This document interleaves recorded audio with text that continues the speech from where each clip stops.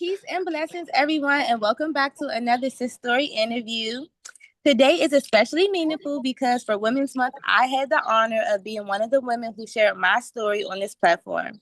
Now, in a beautiful full circle moment, I get to sit on the other side of the conversation and interview the women who created the space for many of us phenomenal women to be seen, heard, and celebrated.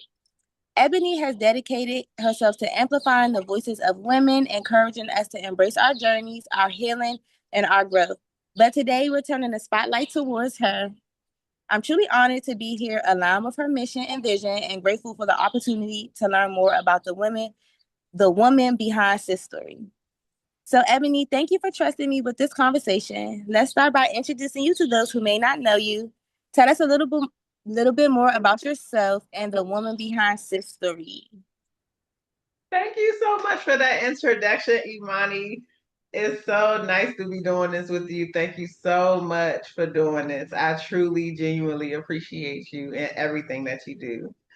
My name is Ebony Tate. I am the CEO of Mastering Me brand and SIS Suffering in Silence. Mastering Me brand is a mental health wellness brand, and SIS Suffering in Silence is my women's community support group where I provide free community meetings once a month on Zoom, where we just talk about all things women and the things that we go through in society, that's dealing with mental health, self awareness, self love, self care, just all the things, healing, all and wellness. Yes. Okay, Ebony. So that was beautiful. And we just want to jump right into it, okay? All Okay. righty. So, my first question for you is what are the most valuable lessons you've learned from the women you've interviewed throughout the SIS-STORY series so far? Oh my God. I learned so many things. One, a few things that I've learned is to like healing is a journey. You know what I mean? Like Yes, it is. Never. that's it. It never really ends. Like, yes, there are some situations that you can close out, and heal from, but there's some other things that it takes time. Like, there's always something that you're going to be healing from. I also learned to be patient when it comes to life. A lot of the women that I've interviewed, they always talked about how patience is the biggest thing that they learned dealing with, motherhood and being with kids and things of that sort. But in life itself, I realized that you really have to be patient with others. I've learned that women are so resilient and they go through so much and they take care of everyone.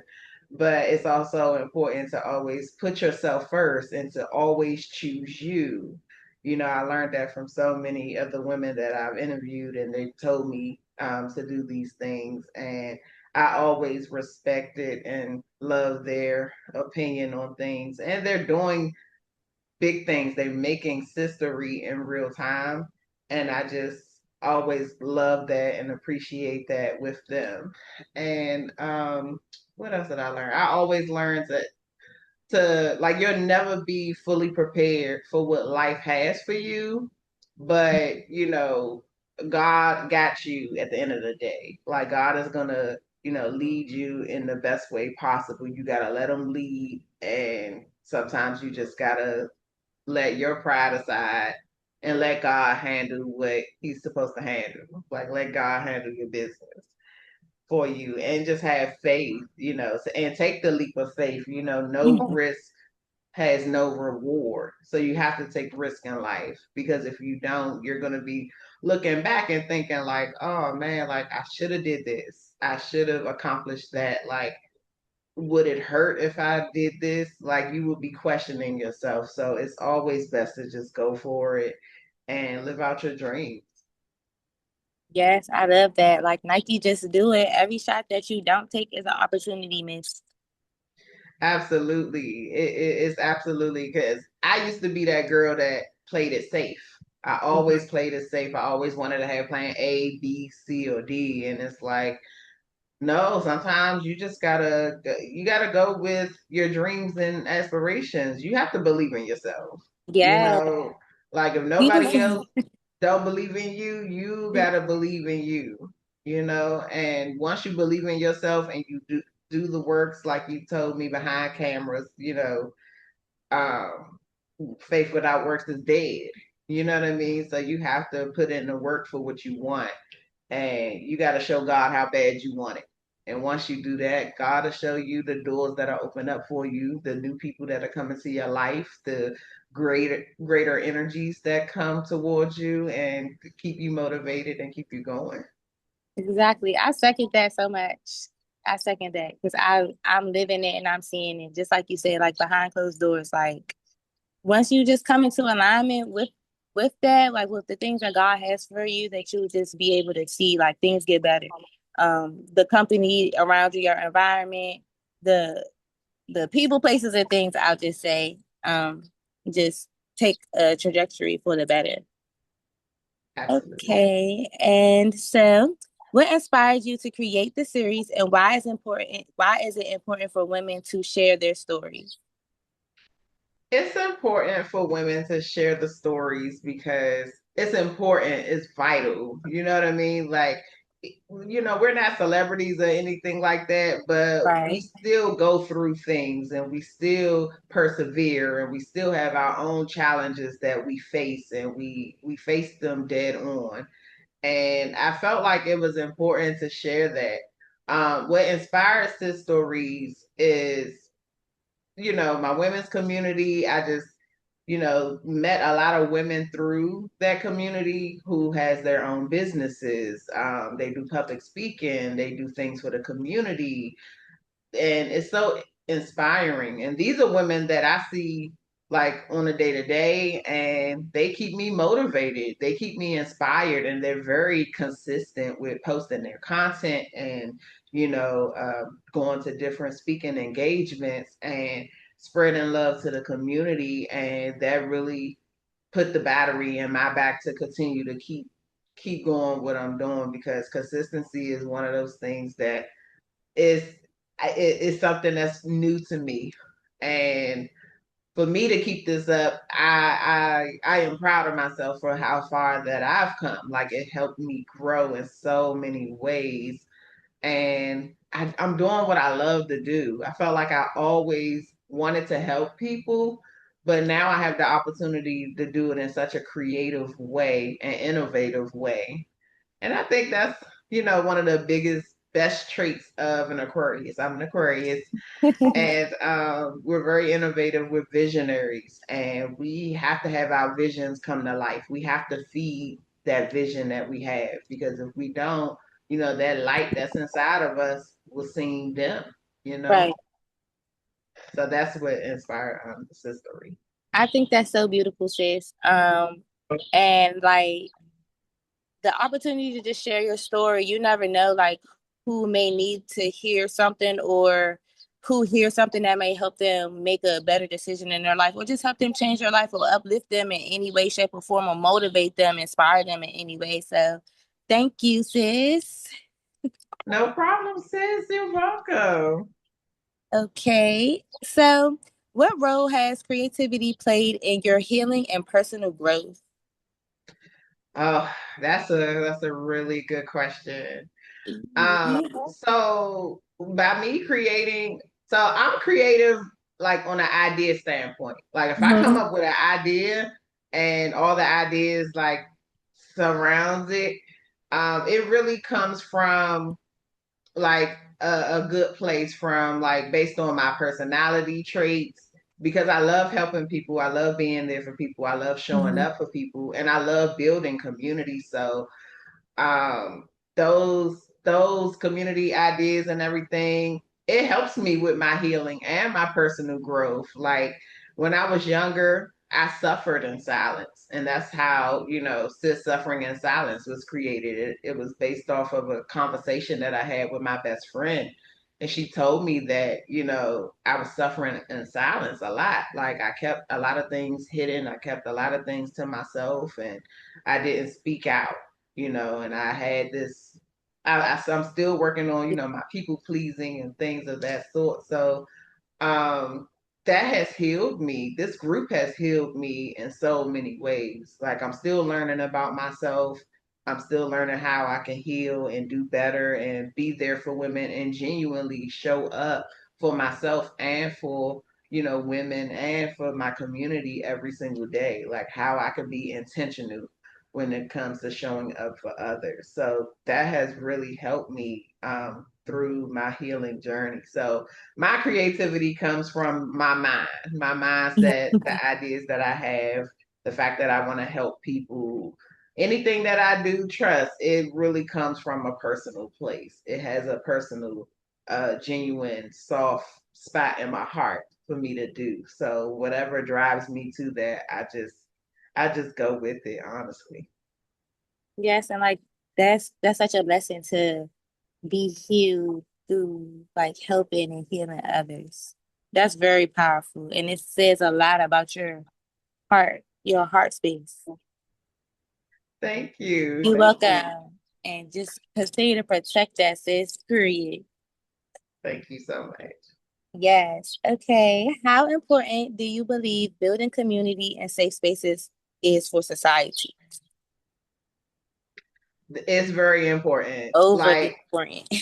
I really agree with that statement because like I feel like especially in the DC area, a lot of our resources were snatched away from us.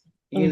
When you see like the younger kids, they outside, they're in groups, they're, just outside and about, just, doing things, chilling, minding their business. But it's like, okay, I know we have all of these recreation centers open and things of that sort, and there may be programs there, but like, the kids aren't there. They're not involved in the things that we used to be involved in, like Right. maybe 20 years ago. And so, we have to create those spaces ourselves. I honestly, genuinely believe that. Um, I know we do have DC, we do have a big creative district Mm, where we have so many things going on that a lot of people don't really know about. We got a lot of local artists, we got open mic poets.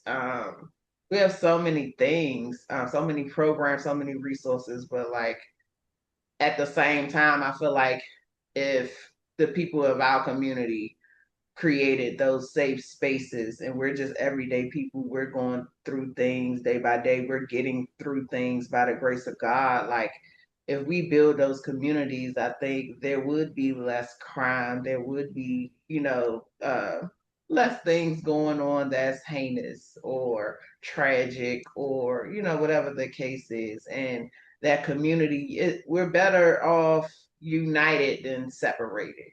You know what I yeah. mean? Like I don't want us to be divided. And I think those safe spaces, people should be open to, and be vulnerable. People, we deserve safe spaces like that. And also, we also deserve to have our own safe space within ourselves.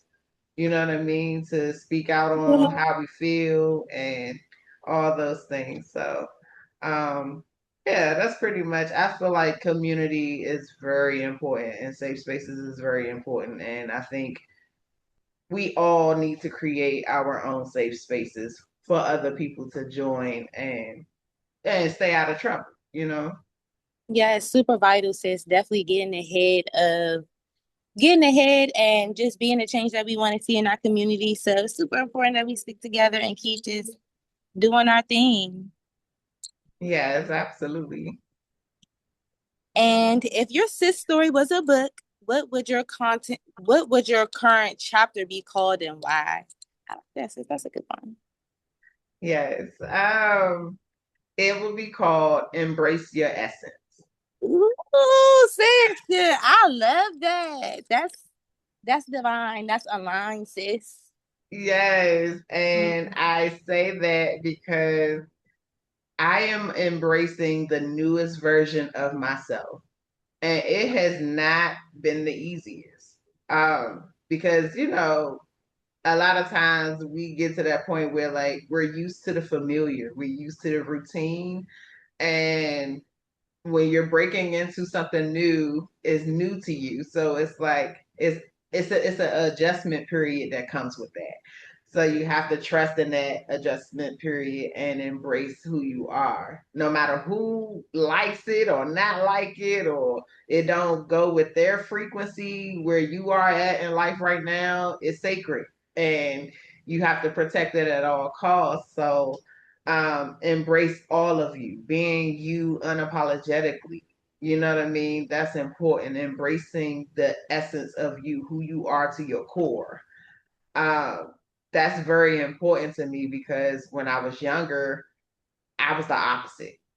I was the total opposite. I was very quiet. I was very quiet, especially when it came to people I didn't know. I wasn't open to talking to people much. Um, I wanted that community. I wanted that safe space, but I didn't feel it was there for me at the time. But it was only because I was by myself. I was alone and I chose to be alone because I thought I would never be understood by others.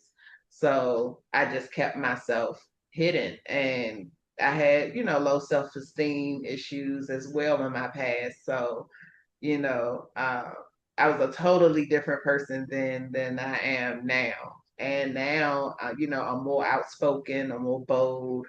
I try to take more risk. I try to do things that's outside of the norm for myself that I never thought I would do. Like interviewing people, I never thought I would get to this point. I've had certain moments in my life where, I put I put those type of things into action. Like I pretended like I was interviewing people. I pretended like I was in the spotlight, or those kinds of That's things. so funny, sis. Like, I thought I Yes. was the only person that did stuff like that. Like, that's the type Uh-uh. of delusional you have to be. Like, since a kid, I used to act like I was getting interviewed, and I thought I was the only one that did that. So to hear you No, say that, I love that so much because the other day I was thinking that like I can't be the only person that does that, and I've been doing that since a child. So like, and I still do it to this day in my adult life. Act like I'm being interviewed and like just. yes. Yes, before I do those sistery interviews, I practice. I try not to look at the paper for too long, but I'm still a work in progress, I promise you. But yes, like I'm embracing all of who I am, like authentically, and I show that in the communities that I build. Like you can see a part of me in each of the communities that I build. Yes. And it's like I want the best for everybody. I want people to have the proper mental health that they need and that they deserve. I want them to have the proper safe space, the outlet for them to cry, scream, be mad, express yourself, do whatever you feel is in your spirit, like that's in your Yeah. soul, that's positive. Just do that, and I've had those moments when I was younger, like that I put myself out there, but like people, might have shut me down because it wasn't considered normal to them. Like I had a few instances like when I was younger, we went to like this play that was at the zoo way back in the day in the 90s. And it was like this performance. And my mother was like looking around and she's like, "Where's Ebony?" So everybody's looking for me. I was on stage with the people dancing, doing my own Right, thing sis. in my own. I know Uh, that's right. You stole that spotlight because it's yours. Period. yes, I was in my own world, and my mom was screaming, "That's my baby!" But she was like, "Ebony, if you do that again," I did that twice. I did that twice in my life, and my mother was like, "Oh my God, girl, where are you going?" This I love that story so much because I feel like that just speaks to like who you are, like as a person. Like, you gonna go after yours and what's yours. And like most importantly, like just what's inside you. Like, you know, you seen the people dancing, like the stage and everything, and you were like, oh, that's where I need to be. And you went to go put yourself in that environment. And I think that that's very important right here. Like, the people need to know, like, carry that with you, carry that energy with you. Like, if you know that that's the room that you need to be in or the spotlight that you need to be in, then go ahead and get up under that. Don't wait for no permission. You didn't ask your mama to go. They was looking for you, you was up there. So you don't need permission to embrace your essence. Yes, no, but that's what it is. Like just embracing who you are at your Got me core, hyped. and I was, and for so many years I did not do that. Like I kept my light dim so that others can shine, and didn't do anything for me. It did a really big disservice, but it actually helped in a way. By me now, by how I am now as a person, I'm more out there. I'm more presentable. You know, I talk to people. I do more networking. I put myself out there more. I do it scared. You know, I do it Yes, afraid. you I got do it to. afraid. And yeah, You that's got me hyped, sis. You got me hyped connecting all this stuff. You really got me hyped. Okay, like I love it so much. And I have three personal questions. It was just two, but just hearing you talk, I have a third personal question I want to okay. ask you. So my first question is, you know, you have sis and you also have like Mastering Me brand. And then I know that you are just you have such a big heart and you pour out so much. So when you're doing community work, pouring out so much, and making sure everybody else is good, everybody else is okay, and getting the healing that they deserve, how do you pour back into yourself? What are some tools or things that you do to pour back into you? Oh, that's good. For self-care. So I pray. Mm-hmm. I do pray. I send God gratitude all the time. Very. Um, I love and I enjoy, you know, hanging out with my closest friends, my close family. Being with my sis members is always a blessing. I consider them my chosen family.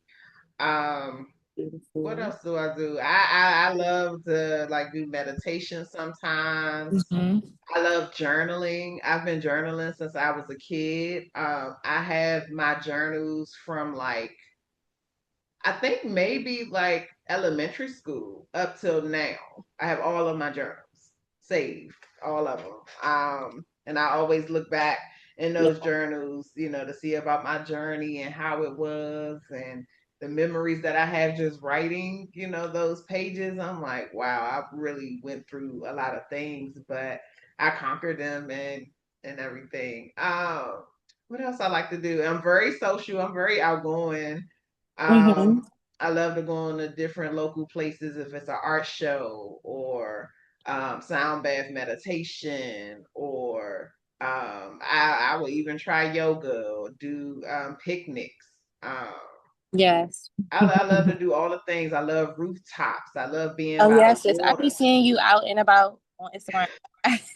Yes, yes. I Yes. love like just exploring things that I haven't explored before because DC is always growing. It's always a new restaurant to try. It's always a Yes. rooftop to, you know, stand on. It's always a swimming pool, you know, Yes, I places. feel like you could be such a tourist in the city. Even if you from Yes. here, you could be such a tourist in the city. It's so much to do.